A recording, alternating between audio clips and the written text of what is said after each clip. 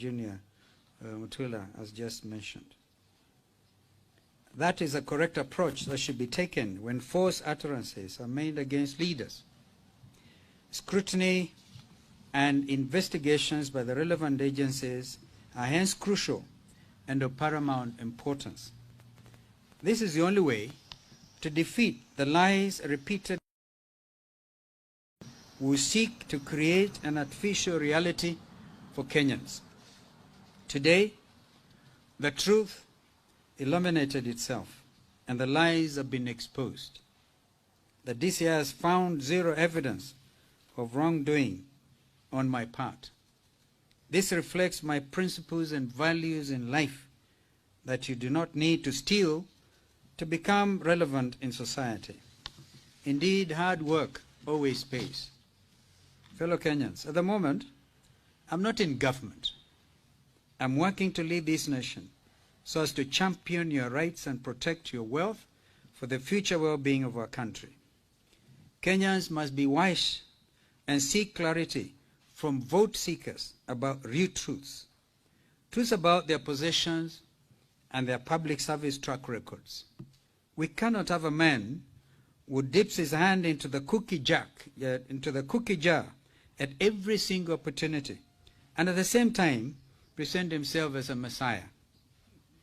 I therefore insist that lifestyle audit must be made compulsory before one is cleared to contest for public office in the upcoming general elections. This should be across board, not just those seeking the high office of the President of the Republic, but all up to the level of MCAs. When President, I will ensure that this becomes a prerequisite for all government appointments.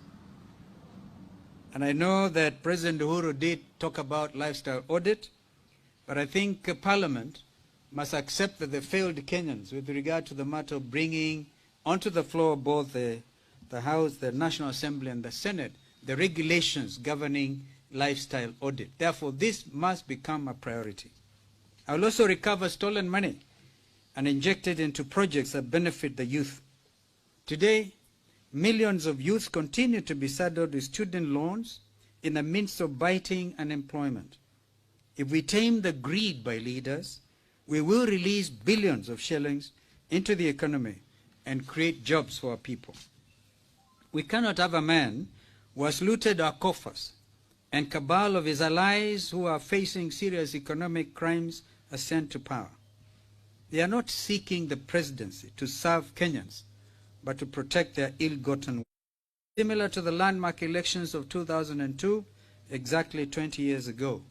And I must say similar to what has just happened in Zambia, where the result was so overwhelming.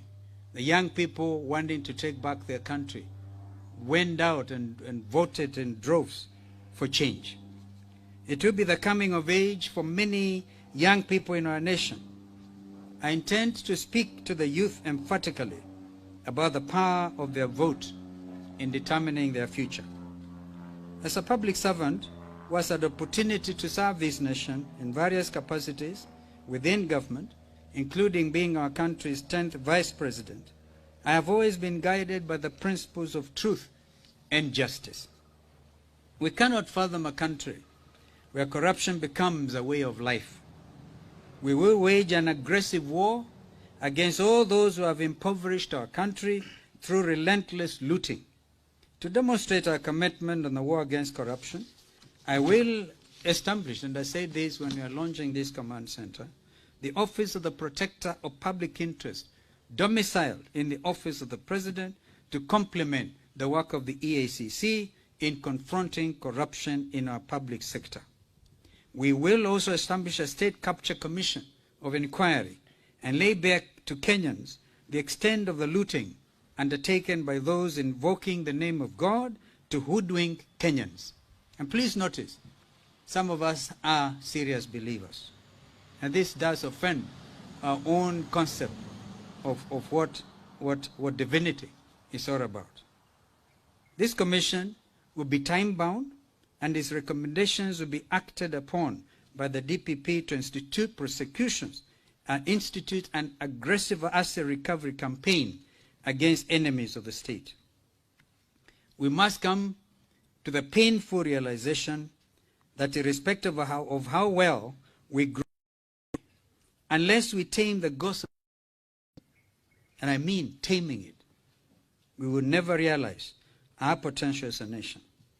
Corruption poses the greatest risk to our motherland, both economically and security-wise. If we make a mistake and allow these characters anywhere close to power, we will have killed the soul of our nation, and the consequences of it will be devilish for many decades to come. Fellow Kenyans, as he preaches a false hustler narrative, today the Deputy President owns 5 high-end helicopters piloted by white captains with an exclusive grabbed hangar at Wilson Airport. The ADC land, that is Agricultural Development Corporation land, in Laikipia was grabbed by William Ruto and must revert back to the state. He also took a loan at AFC to irregularly obtain land belonging to the former vice president. In fact, those who read the history of our countries, I think first Vice President Joe Murumbi, will know that he was a political saint. This land is actually village land in Kilgoris, has also been similarly taken away. The National Land Commission made a finding that Western Hotels sits on land belonging to the Kenya Civil Aviation Authority. An attempt was even made to grab the land belonging to Langata Road Primary School. Poor kids, who doesn't remember them being tear-gassed so the land can be grabbed. And we stood firm with those children, Kenyan children, who have a right to school, to go to school. Imagine tear-gassing little kids to be able to satisfy what is clearly insatiable greed for land. The list is actually endless. We owe it to ourselves and the future generations to rid this country of corruption, which has plagued our economy, and to re-engineer our economy towards double-digit growth, better than when I was His Excellency Mwai Kibaki's Vice President. According to President Uhuru Kenyatta, we lose over 2 billion shillings a day of hard-earned taxpayers' money to thievery. Remember High Commissioner Edward Clay, when he once talked about that. I wanted to talk about even the land belonging to a Kenyan who has since passed away, Mr. Muteshi, in Eldoret, 100 acres, gone. And even a criminal finding was actually made. I think there was an appeal. But an appeal is just an appeal. Today, fellow countrymen, I candidly put it to you, we must stop this vice once and for all.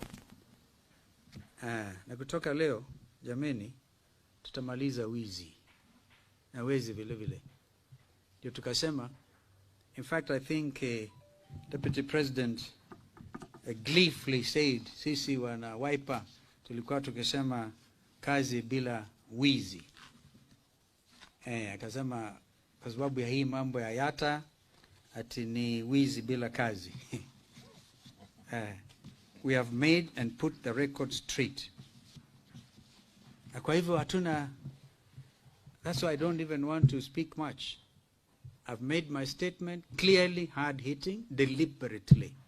Because we must bring to end this political nonsense. Or people stealing, yani mtu anaiba, kwa sababu ni mwizi, anaona watu wanakimbia, mwizi yule, mwizi, ndio yule, yeye ndiye mwizi.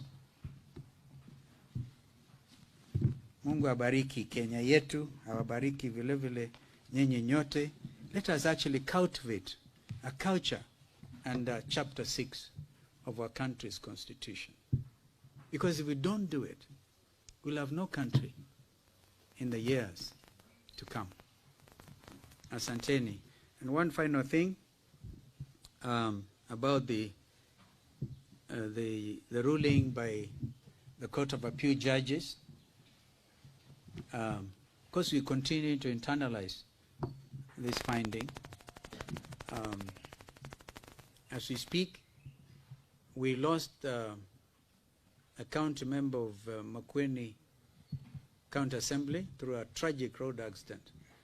And this road between Nairobi and Mombasa continues to kill a lot of our people.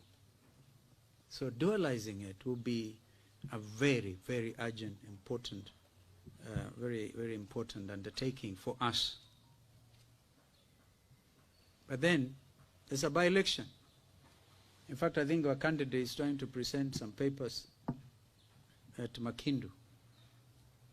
But I asked myself the question, because we are supposed to win that by-election. It's not a big issue. And our team's on the ground. In fact, led by Senator Kavindu, I think, and others today were in Makindu. But in the light of this finding, we have no doubt that Wiper will win that seat. But in the light of this finding about the quorum of IEBC, I want to challenge IEBC themselves to come out on this matter, because I think there are several others, 2 or 3, by elections. Let them come out and pronounce themselves in the light of the judgment by the Court of Appeal, whether they can actually validly conduct these by-elections now. I would like to imagine the law, the finding may not apply retroactively, and therefore the yesteryear or yestermonth's by-elections can stand. But now, in the light of this finding and the absence of an appeal, is the IBC in order to continue with this by-election. We don't want to win on October 14th, and then somebody will go to court and say, Wiper did not win. It's important that this matter be clarified. Kama kuna maswali, mimi sitaki kuulizwa maswali, nimesema yangu.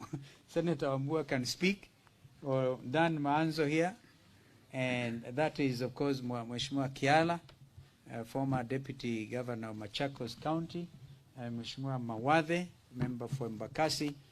They can take some questions, if indeed you have any. Lakini in the face of what I've just said, are you sure you want to ask any question? Yes.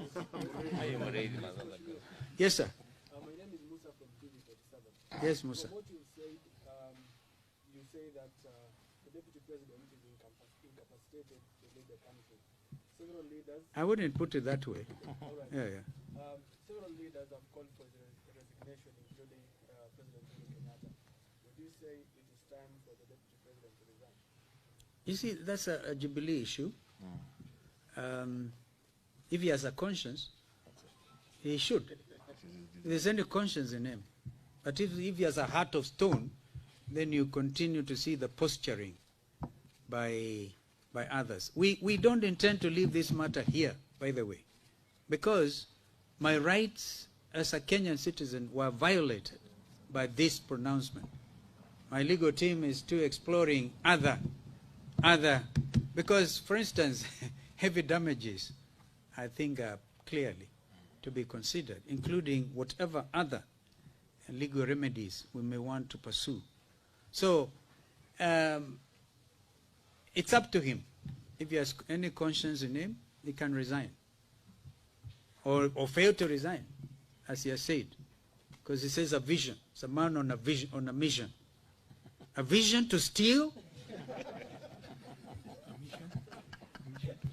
and a mission to completely get your country under the radar. No. Tumesema tutazungumza na tumeanza, tutazungumza yote liwe liwalo. Yes, sir. Kennedy.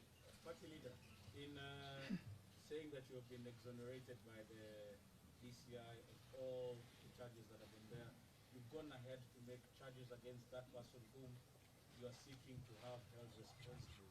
Do you in any way have evidence to substantiate what you have just said about the Deputy President? Yeah, those things I'm ready. I'm ready. Some of them are matters of public record.